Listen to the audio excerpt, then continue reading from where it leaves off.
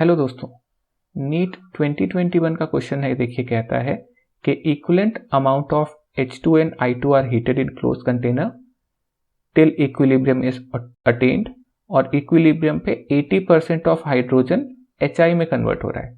तो हमसे पूछ रहा है कि Kc की वैल्यू कितनी होगी। अगर हम रिएक्शन लिखें सबसे पहले तो हमारे पास आ जाएगा hydrogen gas plus iodine gas giving 2HI gas.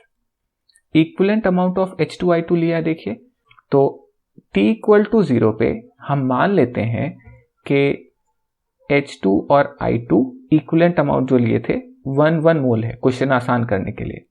और जब T equal to T equilibrium आएगा तो H2 X रिएक्ट होगा, I2 भी X रिएक्ट होगा, और HI जो है वो डबल है। देखिए, स्टिक्योमेट्री वाइज आपको देखना होगा। तो H2 रिएक्ट हो रहा है X मोल, I2 रिएक्ट हो रहा है X मोल, तो HI बनेगा उसका डबल यानी कि 2X।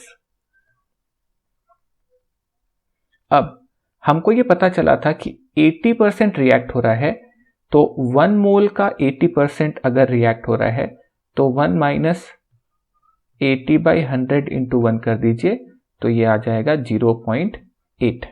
इसी तरीके से I2 भी रिएक्ट होगा 1 माइनस 0.8, और HI बन जाएगा 2 इंटू 0.8, 2 इंटू 0.8 यानी कि 1.6। अब अगर Kc लिखना है तो Kc की वैल्यू होगी कंसंट्रेशन ऑफ HI का square upon concentration of H2 into concentration of I2। Now इस पर्टिकुलर रिएक्शन में आप देखिएगा तो डेल्टा Ng की वैल्यू 0 है, तो जो Kc लिखना है उसमें कंसंट्रेशन की जगह हम लोग लिख सकते हैं मोल्स ऑफ HI का square moles of H2 into moles of I2। तो HI है 1.6, इसका कर दिया स्क्वायर।